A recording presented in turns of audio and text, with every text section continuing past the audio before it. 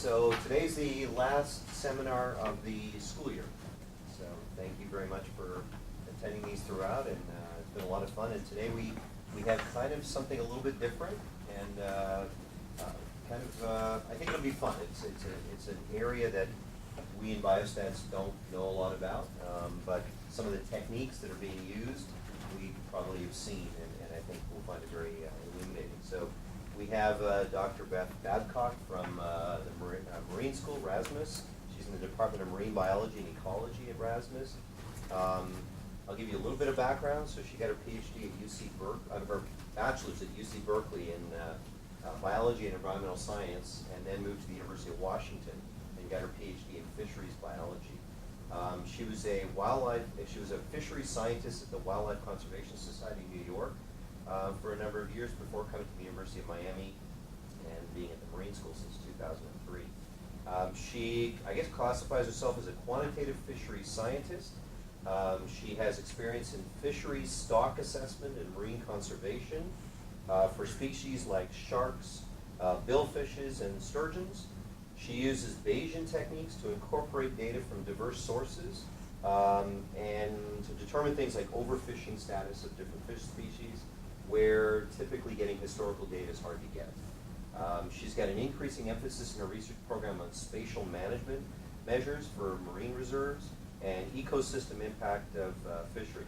She's got ongoing projects in Belize and in California, as well as the Gulf of Mexico. So it's a pleasure to have you here and Thank you. about the use of Bayesian methods in fishery population dynamic modeling. Okay, thank you for inviting me.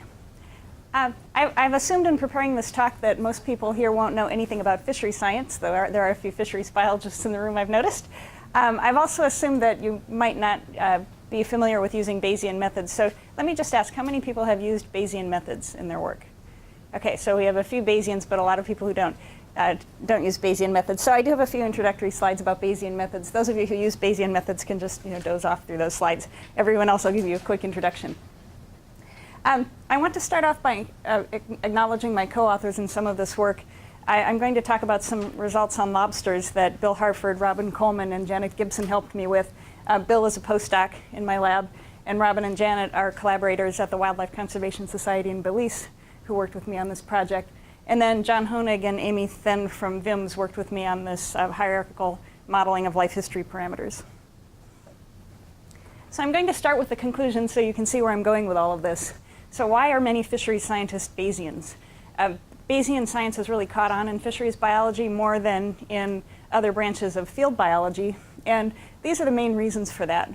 The first is that in fisheries science we need probabilities, and Bayesian models give you good estimates of probabilities, things like the probability of overfishing or the probability of overfished status, and I'll show you what I mean by that.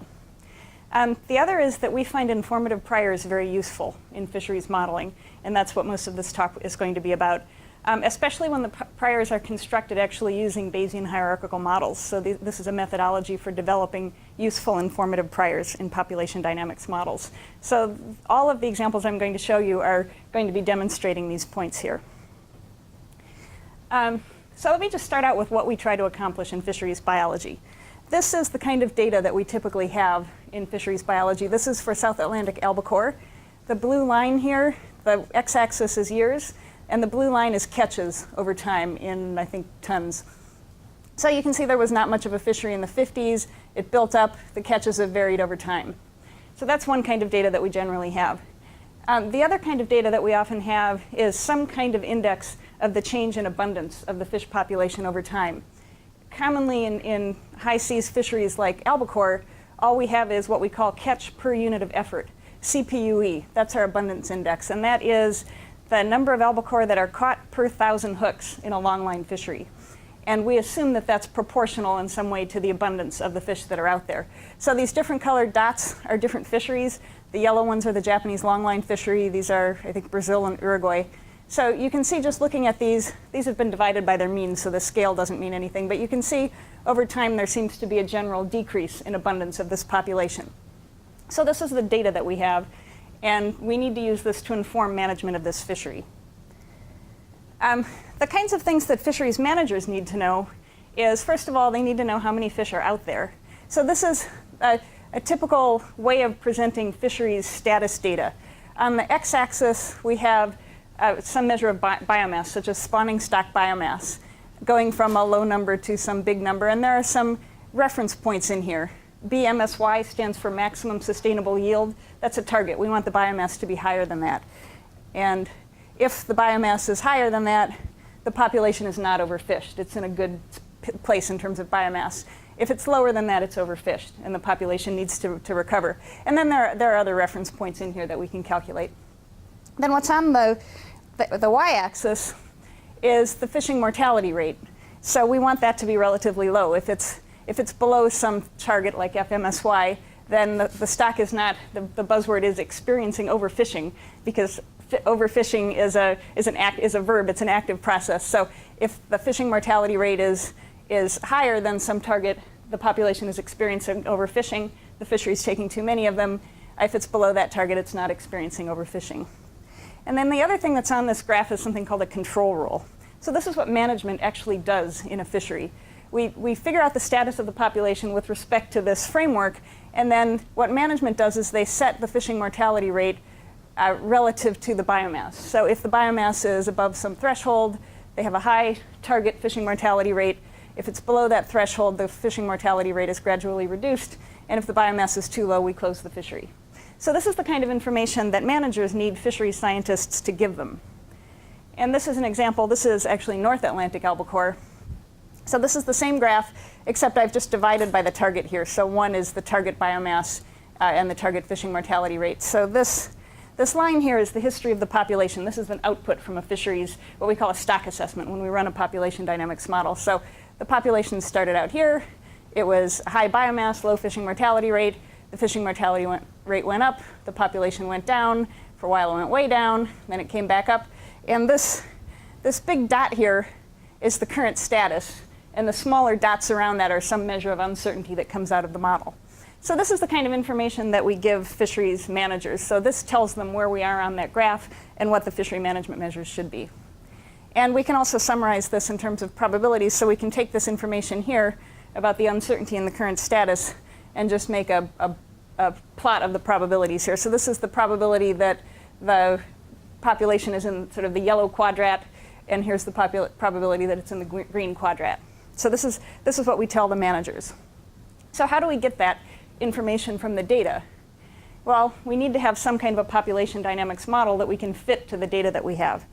And this example I'll show you is for South Atlantic albacore. This is using the simplest population dynamics model that we ever use. We have really complicated ones that have, we follow the number of fish in each age class from each year, and we have growth and reproduction and all sorts of complex biology. But I won't go into one of those complicated ones. I'll just show you a simple one, which is actually used for South Atlantic albacore.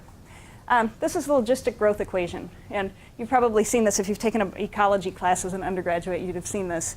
The idea is that if a population starts out at a really low level, it grows exponentially at a population growth rate R, which is the maximum possible growth rate, the intrinsic growth rate.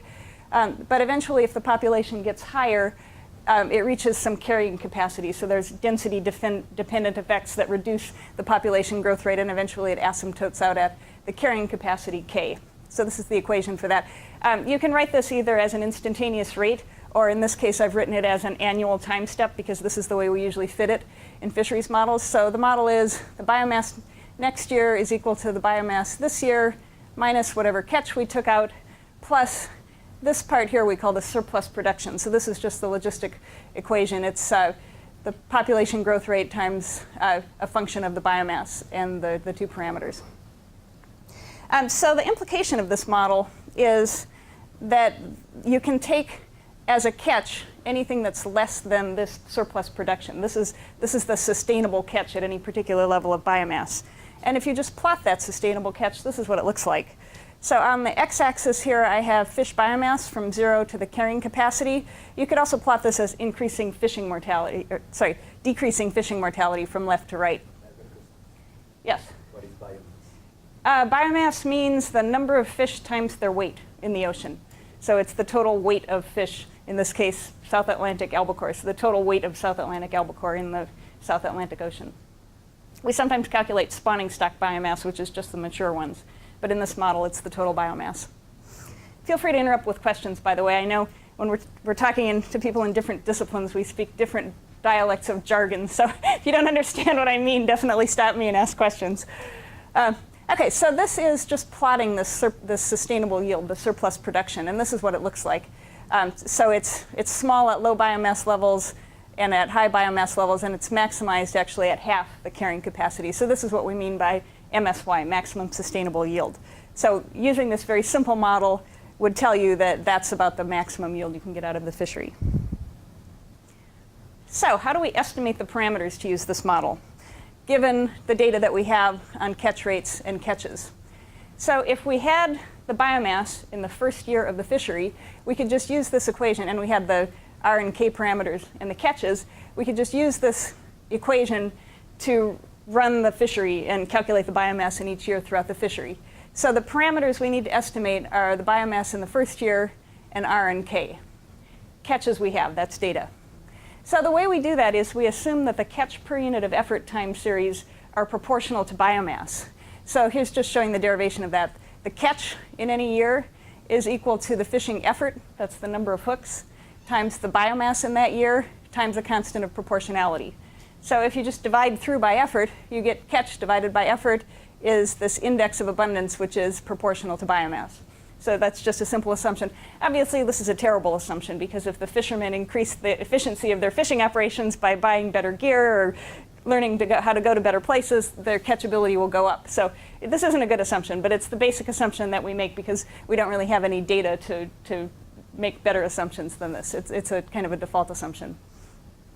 So we assume the CPUE the CPUE indices from each fleet are independent indexes of abundance, and we can just fit them to this model. So we usually assume that the distribution of the CPUE abundance indexes is log normal, and so we can just fit this into the regular log normal likelihood function. So the log likelihood is this equation here. So we're comparing the abundance indexes in each series to the predicted abundance index, which is just Q times B. So now the parameters we need to estimate are K, B in the first year, and the constants of proportionality and residual variances for each of the abundance index series. So this is a nice straightforward model. Obviously, you don't need to be Bayesian to use this model. You can just get a maximum likelihood fit to estimate all the parameters, and this is commonly done. A lot of people use likelihood methods for these kinds of models. But I'll make the argument that the Bayesian models are actually better for this kind of thing. And before I do that, I'm going to just give you a brief refresher for those who haven't done Bayesian stuff in a while on what Bayes' rule is and how we use it. So this is Statistics 101, the derivation of Bayes' rule. And Bayes' rule comes from the idea of conditional probability. So we'll talk about it in terms of using Bayes' rule to estimate parameters, but let's start out by just talking about Bayes' rule in terms of probabilities of events. So you have some event space and two events, A and B, that can both happen. So here's the probability of A happening, the probability of B happening, and the probability of both A and B happening. And the basic rules of conditional probability say that the probability of both these events happening, the probability of A and B, is equal to the probability of A times the probability of B given A. So you can start with this probability and then take the probability that you're in that part of it. Or you can do it the other way around, probability of A given B times the probability of B. Now, if you just take these parts of this equation and divide through, you get Bayes' rule, which is the probability of A given B is equal to the probability of B given A times the probability of A divided by the probability of B. So that's all Bayes' rule is. It's just a simple bit of arithmetic, but what it does is it gives you the ability to reverse conditional probabilities. If you have B given A, you can get A given B, given some arithmetic. That's Bayes' rule. And the reason that's useful is that you can use it in estimating parameters. This is the parameter version of Bayes' rule. So what we have here is we start with the probability of some data set y given a set of parameters theta. So this is just likelihood. This is the probability of getting the data that we have given the parameter vector that we've specified. So that's the likelihood. That we know how to calculate that. We just looked at the equation. And so to put that into Bayes' rule and get the opposite probability, which is the probability density function of the parameters given the data, you plug it into Bayes' rule. So to do that, you need the other two parts of the equation. One is the prior probabilities of the parameters. So this is before we even look at the data, this is the probability density functions of all of the parameters in the vector theta. So that's the equivalent of probability of A in the previous slide. And then the only other thing you have to do is to calculate the overall probability of the data given all possible values of the parameters. That's what goes on the bottom here. So this is the integral over all the priors and the likelihood over all the parameters. This is the overall probability of the data. It's just an integral, which is constant over all the values of all the parameters. So to give you the Bayesian terminology of this, we call this the prior probability of the parameter values. This is the probability density functions of all the parameters before we look at the data.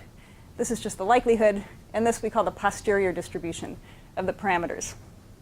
So if you look at this equation, to understand what it means, just take the log of it, and you'll see that the log of the probability distribution is just the log likelihood, which is here, plus the log of the priors, which is here, minus this thing on the bottom, which is a constant. So the difference between a Bayesian model and a likelihood model is just the priors. And if the prior that you're using here, if all of your priors happen to be uniform distributions, the log of the probability density function of a uniform distribution is a constant. So that would also be a constant. So the answer that you get will be the same from a log likelihood versus a Bayesian analysis if all the priors are uniform. But if you put in probability density functions for all the priors that actually have a shape, then this will affect the outcome of the analysis. Just to give you an example of just a kind of feel for how the priors affect the posteriors, this is just a simple model with one parameter that's normally distributed. And the red dashed line is a prior, an informative prior, which is normally distributed.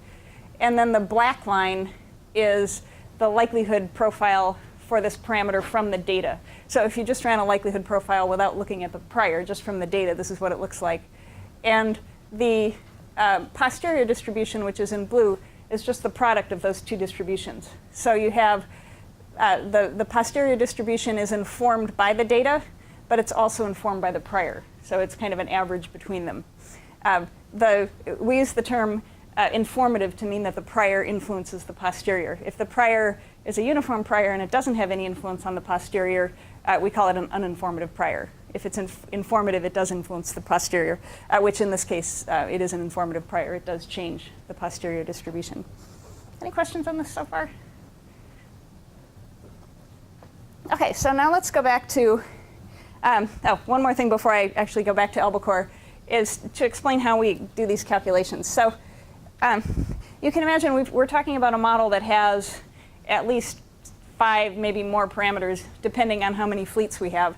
So this integral is actually rather complex. If you want to get the marginal posterior distribution of R, for example, you have to integrate over this distribution that includes the likelihoods and the priors on all the other parameters. So it can be complicated. There isn't an analytic solution to this. So the way we solve it is we use a numerical algorithm that iteratively walks over the posterior distribution and calculates it. There are a lot of different methods for this. One of the most commonly used ones is called the Markov chain Monte Carlo, MCMC. And the way that works is, this is just showing an example of, say you have a model that has 2 parameters, and parameter 1 and parameter 2. This is what the joint posterior looks like, and here are the marginal posteriors for each parameter, integrating over the values of the other parameter. So to calculate this from that integral, what you do is you run this MCMC iteration, which starts at some arbitrary starting guesses of the parameters, and then it runs an algorithm where it has a jumping function that estimates a new proposed guess of the parameters. And it has an algorithm that has a higher probability of choosing the new random values if they have a higher posterior probability than the current parameter values. So it's just a very simple algorithm, and what it ends up doing is it walks this sort of correlated random walk across the probability space, and if you run it long enough, it converges on this posterior distribution. So that by converging, what I mean is that you can just take this chain of estimates from the MCMC and use that as a sample of the posterior distribution. And you can use it to calculate things like credible intervals and probabilities. So that's the MCMC algorithm. Once you've run one of these and once it's converged, it's a sample of the posterior. So you can calculate things like if you want the credible intervals of the parameters, the 95% credible interval is just the quantiles at 2.5% and 97.5% of the MCMC sample of that parameter. Similarly, if you want to calculate the probability of something, like the probability that the population is currently overfished, it's just the fraction of those MCMC samples that are overfished. So it's really simple to use an MCMC once you've got convergence. And that's actually one of the reasons that this kind of methodology is popular in fisheries science, because it's really easy to do all the calculations once you've run the model. And you can calculate credible intervals and probabilities for any parameter, any derived parameter, which is convenient. An important thing about this is, if you're not used to working with Bayesian models, you'll notice I'm saying credible interval instead of confidence interval. It's actually a different thing. In frequentist statistics, you talk about a confidence interval for a parameter, saying that if you repeat the experiment many thousands of times, 95% of the time, the confidence interval will include the true value.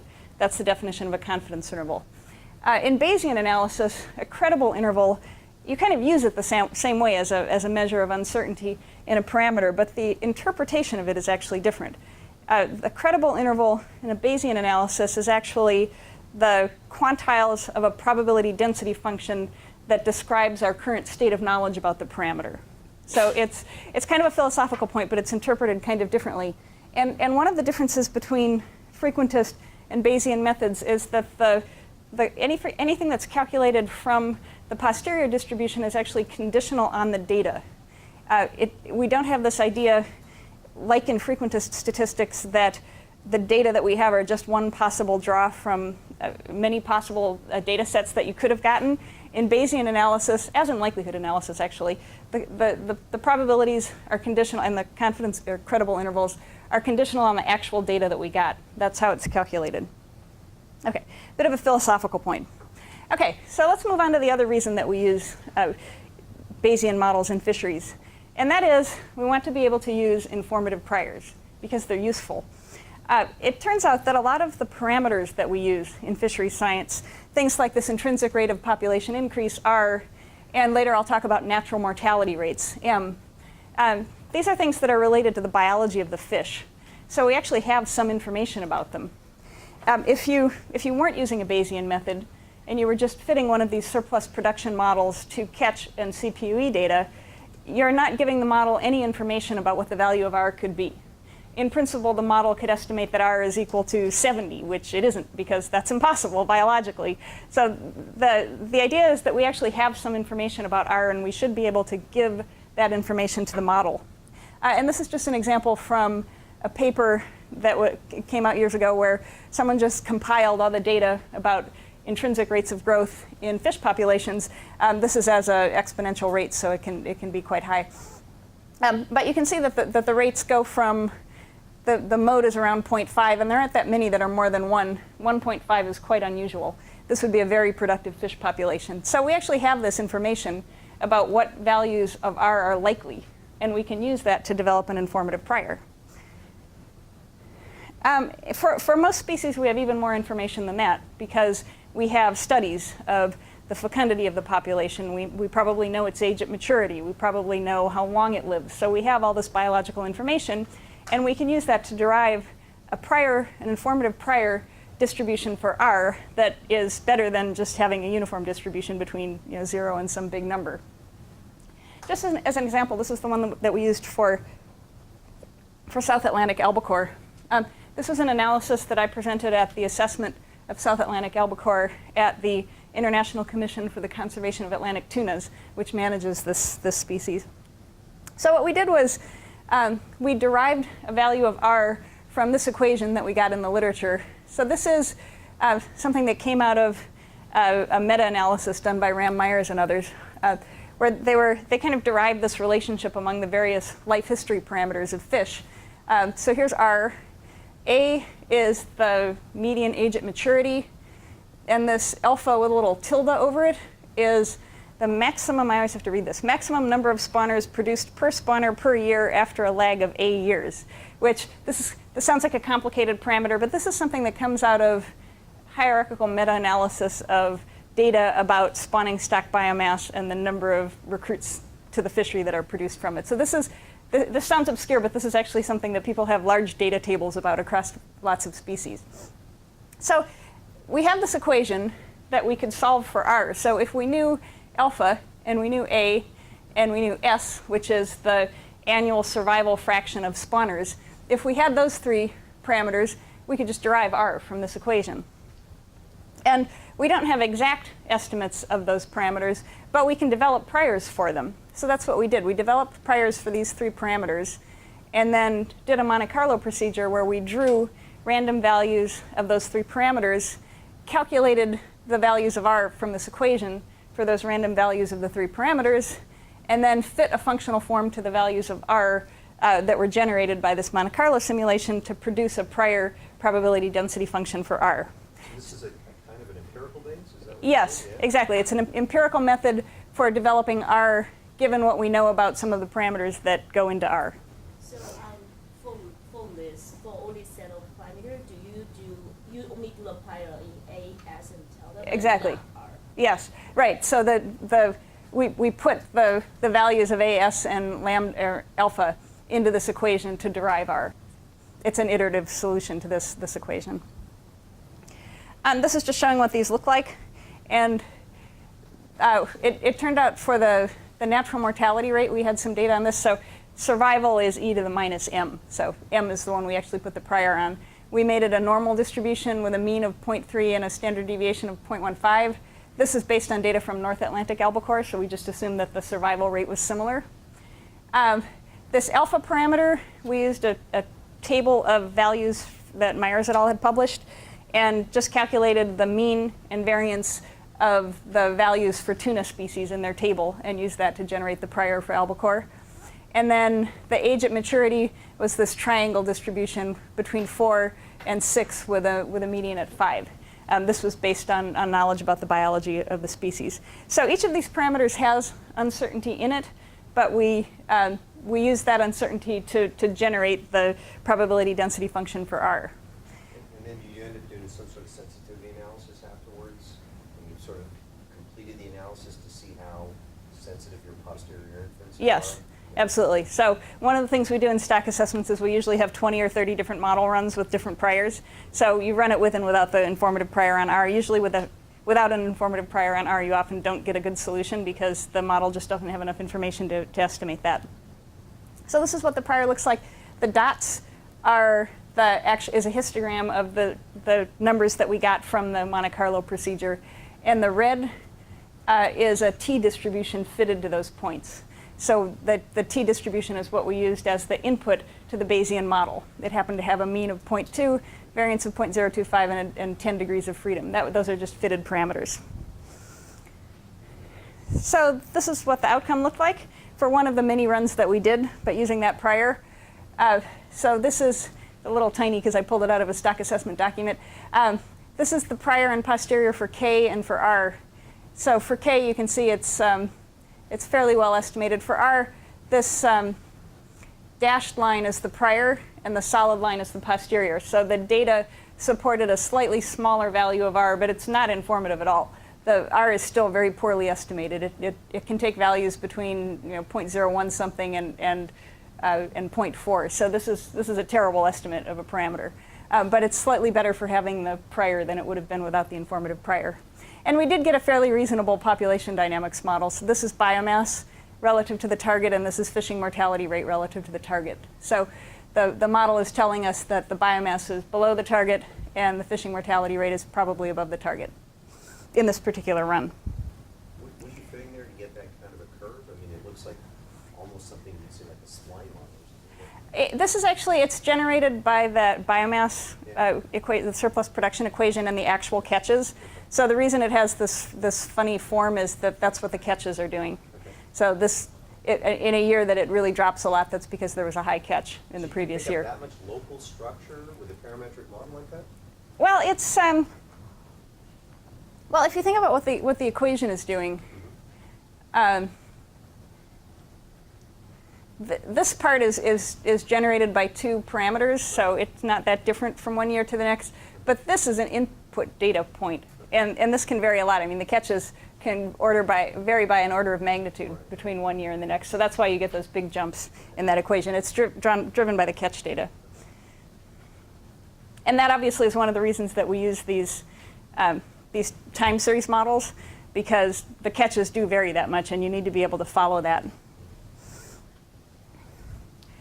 Okay, and this is the model run we were just looking at, and this is a bunch of other ones with different setups in terms of how the population dynamics are modeled. But this is showing the one we looked at. This is the population trajectory and the current status. So the current run is saying that it's pretty good, not overfished, not experiencing overfishing. But you can see these dots are draws from the posterior distribution for the current status, and you can see they're really all over the place in all the runs. So the data aren't very informative at all.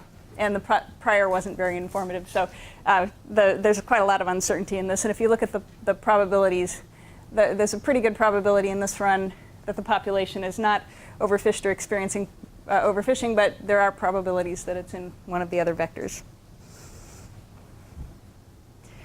So to wrap that up, that's in a nutshell how we use Bayesian models in fisheries science. And the reason we do this is that even a weakly informative prior, like this prior for R, it wasn't very tight. It wasn't specifying a precise value of R, but even having a little bit of information in it did help the model fit, and it made it a little bit more stable and a little bit more biologically plausible. So that's the main reason that we want to use Bayesian models in fisheries science. We often have this kind of biological data. I've used models like this a lot for sharks, where we have, sharks are really well studied, some of the coastal ones. We know how many pups they have every year. We know how long they live. We know how often they have their pups. And so you can get a quite precise estimate of R, and these models let you use that information. And the Bayesian method kind of lets you make a compromise between fixing the parameters at whatever value you've calculated from the biology and letting the model estimate it from the fisheries data, where it might estimate a value that's biologically not plausible. So that's one of the reasons that the Bayesian methods are popular in fisheries science, and also the fact that MCMC lets us estimate probabilities given all the parameter uncertainty in the model. Any questions on that before I move on to the next example?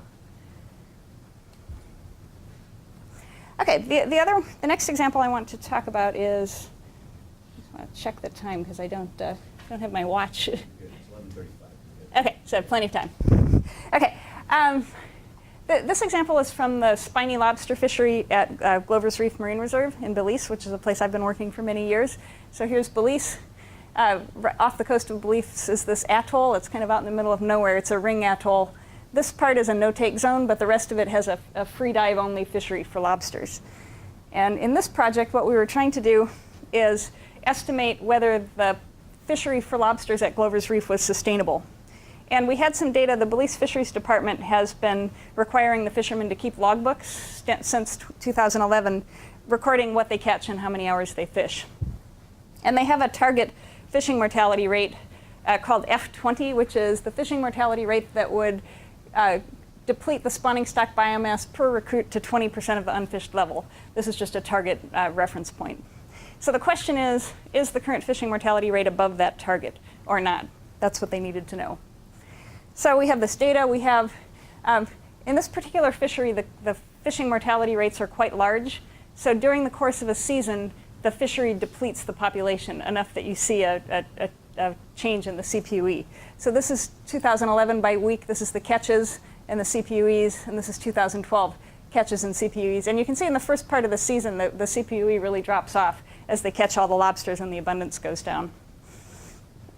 There's a nuance, a complexity in it. This is kind of a small fishery, and the different fishing boats have very different catch rates because they have different fishing techniques and go to different places. So we actually had to run, this is just showing the mean CPUE between boats. There's some that are much better than others. So we had to use a generalized linear mixed model to remove the boat effect, which I won't go into, but it's just a way to extract an unbiased index of abundance from the CPUE, taking out the variability between individual boats.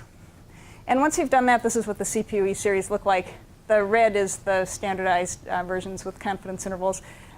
So you still see this decline over the season in both seasons, but it's a bit less all over the place. So the model we use to fit this particular CPU series is called the depletion model. And this is just with hypothetical data to show you how it works. The idea is that if you start at the beginning of a fishing season with some number of fish, and the fishery is out there depleting them over time, you can just have an exponential decrease in abundance over time during the season. And this is an equation that describes that. So we have the numbers in any particular week is the numbers in the previous week times the exponential decline caused by natural mortality minus, and this is just a way to account for the catches by assuming they happen in the middle of the week. So the catches in that week times the natural mortality from half of a week. It's just a way to deal with the difference between exponential decay model that's continuous and the data which are weekly. So we can assume that the CPUE is proportional to abundance, as we always have, and we need to estimate the starting abundance that gives the best fit to the CPUE series. Catch is a data input, and M is an estimated parameter, and we can assume that CPUE is proportional to abundance. In this case, we used a normal likelihood, not log normal, because it fit better. So what do we do about M? So this is the interesting parameter. The data, if you look at this kind of an exponential decline, there's really no way to tell from the data whether the decline is caused by natural mortality or fishing. This kind of data won't let you estimate M. So you need to either fix it at what seems like a reasonable value or give it a prior. So this is an example where giving an informative Bayesian prior is a good way to admit to the uncertainty in a parameter estimate. So this is the one that we used for lobster. The mean is 0.34. It's normally distributed, and this is based on a tag recapture data project that was used to estimate natural mortality in lobsters. It was a little bit more complicated than that, because if you looked at the CPUE, it actually seems to increase in the second half of the season, and this is caused by lobsters moving into the fished area from the no-take zone. We call this in-season recruitment. So we had to estimate that. So we added an in-season recruitment component to the model, just assuming that in-season recruitment is equal in every week that it happens, and it happens in all the weeks in the second half of the season. So when we run that model, we used a Bayesian software called JAGS that you can run from R that does MCMC, and this is what we got. This is 2011, this is the numbers, and 2012, the black line is the best model, the gray is an alternate model. So you can see we get a decrease in abundance over time, and then it increases a little bit. And this is actually the credible interval of it, so it's quite poorly estimated because there's not that much data. These are the fishing mortality rates, quite variable depending on the catches. So to sum up, this is what we found. These are the numbers in thousands. About 77,000 was the median in 2011 and 66 in 2012. And these are the fractions that were harvested by the fishery. The fishery is taking 60 to 70% of the population that's out there every season. So you can see that it's a pretty intensive fishery. So the current fishable abundance is around 70,000 lobsters, and the current catch is 44 to 48,000 lobsters. It gets a little bit more complicated than that, because if you remember I showed you the map, only part of the atoll is fished and part of it is not fished. So if we want to apply some fishing mortality rate target to the entire population, we need to calculate how many of the lobsters are actually in the no-take zone, because they're all part of the same population. And we did this, I'm not going to go into details on this, but we have a lobster movement model where we used an individual-based model to move lobsters around the atoll, and calculated how much bias we would have in the depletion model in our estimates of biomass and our estimates of fishing mortality rate given movement models. So this is the percent bias in our estimate of biomass across the whole atoll given no movement and a couple of movement models. So we have a 30 to 50% bias depending on the movement assumptions in biomass and fishing mortality, a similar kind of bias in the opposite direction. So from that, we can finally get to what we wanted to know here. This is the results, the total summary results from the paper.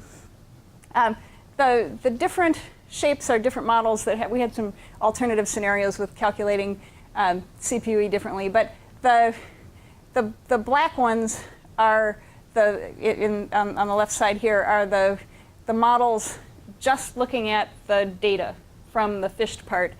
And the gray is what you get when you make that correction for some of the lobsters being in the no-take zone. So this is the fishing mortality rate is what the dots are showing, and then these lines here, the solid line is the F20% reference point. This is 2011 and this is 2012. So the bottom line here is, if you look at, this is our main model looking at just the fisheries data, it looks like there's a high probability that the fishing mortality rate is above the reference point, so the population is being overfished. But if you make that correction for the fact that some of them are in the no-take zone, you take out the bias, the probabilities are quite high that the population is not overfished. So this is our conclusion here, that the population is probably not overfished, in maybe a little bit in 2012, but not in 2011. So to sum this up, if the managers want to use this F20% reference level, the correct total allowable catch, we just calculated, given what's the bias caused by movement and what are the numbers of lobsters in the atoll, what the total allowable catch should be. And it turns out that given a sort of a plausible amount of movement, there's probably, we estimated 70,000, but there's probably more like 100,000 lobsters in the atoll. And the TAC should be about 43,000, which is pretty close to the current catch. TAC meaning total allowable catch. So the current catch, which is about 44,000, is pretty close to what it should be. So the bottom line from all of this is doing this Bayesian model that let us put in a prior for R allowed us to calculate the current status of this population relative to the reference points with an appropriate level of uncertainty in that parameter. We didn't fix it. We allowed it to be uncertain. Because of that uncertainty and the fact that the data aren't very good, there was a lot of uncertainty in the model results. The credible intervals were wide, but they still gave reasonable management advice. So we managed to tell the Belize Fisheries Department that the current catches are about right. They don't necessarily need to restrict the fishery any more than they already have. Okay, any questions on this so far? Okay, I just have a couple of more slides on modeling natural mortality. In this particular analysis of Caribbean spiny lobster, we had some tagging data to tell us what the natural mortality rates were.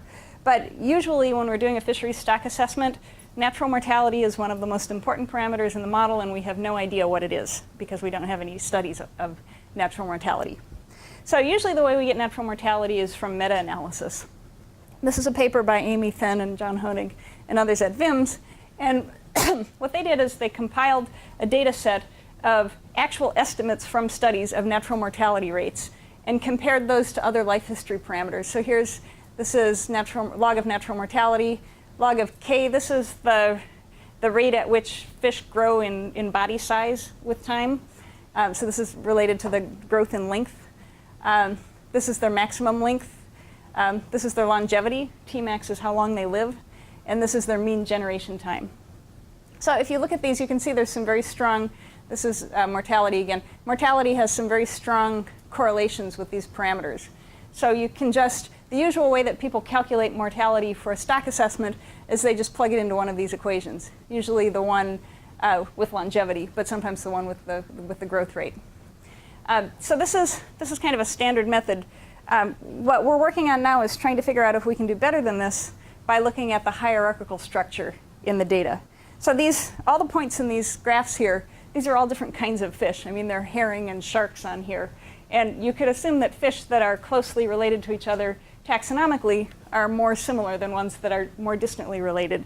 So these dots are actually not a random sample. There's structure in the data set which can be modeled. So what we're working on now is trying to figure out if we can get better estimates of natural mortality rate by putting in that hierarchical structure in the model. You don't have to use Bayesian methods to do hierarchical models, but Bayesian methods are good for hierarchical models. They're pretty straightforward to set up in a Bayesian framework. So this is kind of a typical model, a not hierarchical model. This is actually the most common method for estimating M for stock assessment is this one right here. We have natural mortality rate for a species is some parameter divided by the longevity, Tmax, of that species. this is calculated from a regression that has a normally distributed error in it. So this is what most people do. This one's also fairly commonly used, where we, instead of longevity, we use the growth parameter from the growth and length equation. So the way you would do it in a hierarchical model is that this beta parameter in either of these models would actually be a normally distributed random effect that varies by orders. So each individual species would have a beta that's drawn from a normal distribution that has a mean and a variance that's calculated across all the orders. Yeah? K is going to be 1 over T, or is that different? K is actually from the von Bertalanffy growth equation, which I don't have anything to write on the whiteboard. If you look at the length of a fish with age, it goes up in kind of, it almost looks like a logistic curve, but it's a slightly different equation. And K is the parameter that determines how fast they grow with length when they're young. So it's, so this equation is implying that fish that grow quickly have a higher natural mortality rate. But it's not 1 over T, yes? No, this is a different model. Yeah, so this is related to growth, and this is longevity. This is the maximum age that's ever been recorded of the population. If you look at the relationships in the database, the natural mortality and longevity have a negative relationship, but natural mortality and the growth rate have a positive relationship. So the hierarchical model is just equivalent, except that we're now allowing the parameters to vary with order as a random effect. And it turns out that there is a lot of variation between orders in these parameters that you can figure out even from a relatively small data set like this. What this is showing is, this is from the longevity model, and this is from the growth model. These are the predicted natural mortality rates at the median Tmax, or the median K, across orders. So this is what it would be if you didn't have a hierarchical model, and this is the distribution from the hierarchical model. So calculating M from Tmax, it can vary from 0.28 to 0.37 depending on the order, and from 0.23 to 0.55 depending on the order if you calculate it from K. So this is actually a lot of variation. And this is useful variation, because if you were doing an assessment on a species from one of these orders that's really different from the others, you would want to use the estimate that comes from the hierarchical model. It would be more accurate.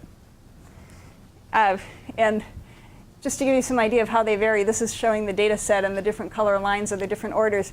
And it turns out these green lines here, these are things like herring, really fast-growing species, and the ones up here are things like sharks, really slow-growing species. So there are actually reasons for this variation between taxonomic groups, and incorporating this information can give us better estimates of M and better priors for M. This is something we're still working on, but hopefully we'll have it published fairly soon. Okay, so what we've concluded from this is there actually seems to be more variation in the models calculated from the growth curve than in the models calculated from longevity, which is kind of interesting. I think that makes sense because there really is a direct mathematical relationship between longevity and natural mortality. You would expect those to have a very strong relationship. But the relationship between growth and mortality is a little more indirect, so it's not surprising that there's more taxonomical variation between them. This kind of thing, these hierarchical models haven't really been used very much in life history studies, but it's something a lot of people are working on now because it will really improve the quality of the priors that we use in our models. Okay, so that's all that I have. Just to sum up, this is what I've gone through. I hope I've given you a flavor for why fisheries scientists use Bayesian models and how we use them. Like I said, the main reasons are we need to calculate these probabilities. We want to use informative priors because we have a lot of biological information that's useful, and we actually have a lot more information than we've managed to use. If we improve the quality of our hierarchical models that query the existing databases, we can probably do even better with our informative priors. And that's it. I just want to thank all my funding sources, and thank you for your attention.